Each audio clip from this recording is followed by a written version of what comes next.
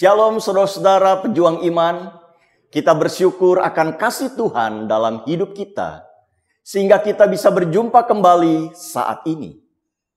Renungan kita hari ini adalah kasih anak-anak Tuhan di Mesir.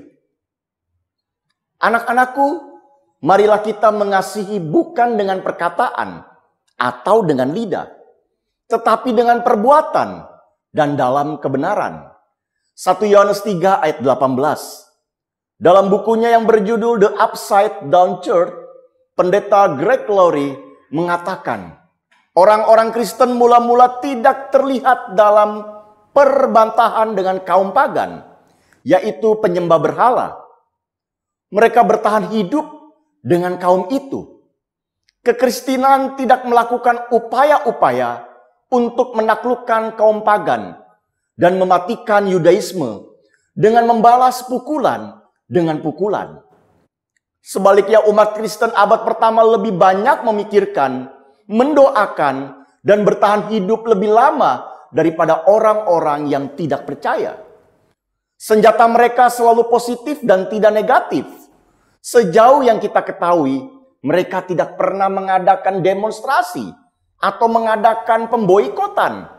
Mereka tidak berkampanye untuk melengsarkan penguasa.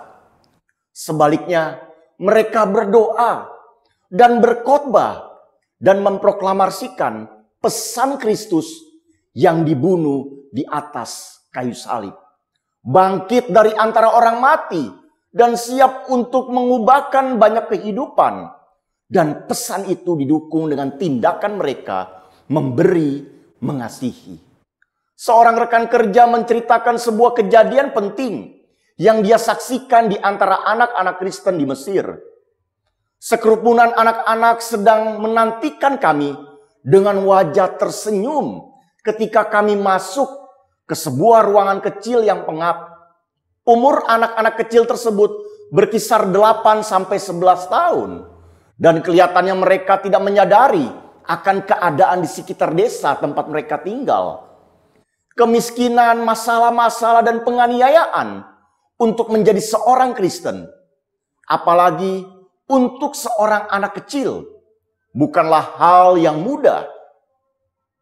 Waktu itu Sabtu sore, dan kegembiraan memenuhi suasana yang melampaui rasa mengasihani diri sendiri dan keputusasaan yang mungkin ada. Sekitar 30 sampai 40 anak laki-laki masing-masing dilengkapi dengan tas jagung besar. Dengan semangat menunggu perintah. Ketika kami masuk ke ruangan, pemimpin pemuda itu melihat kerutan pada wajah kami dan menjawab pertanyaan kami. Bahkan sebelum kami dapat bertanya, iya, ini Sabtu sore.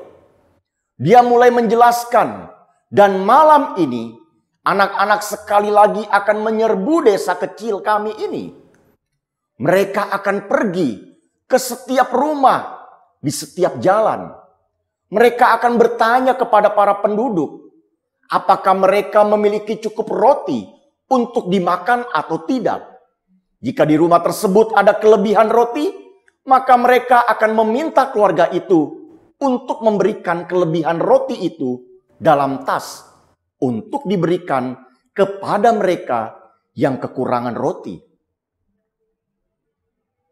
Anak-anak akan terus melanjutkan sampai tas mereka penuh. Dan kemudian bagian menyenangkan dari sore ini dimulai. Mereka kemudian akan kembali ke semua rumah yang kekurangan roti untuk dimakan dan membagikan roti-roti tersebut sehingga setiap keluarga di desa kami punya cukup roti untuk dimakan minggu depan. Mereka tidak memiliki sarana sendiri untuk menyediakannya, tetapi tanpa menghiraukan kebutuhan mereka sendiri, mereka telah menjadi alat-alat kasih untuk memberantas semua kelaparan di desa kami. Saudara-saudara, mari kita hidup dengan menunjukkan kasih kepada mereka. Yang paling membuntukan melalui cara-cara yang praktis.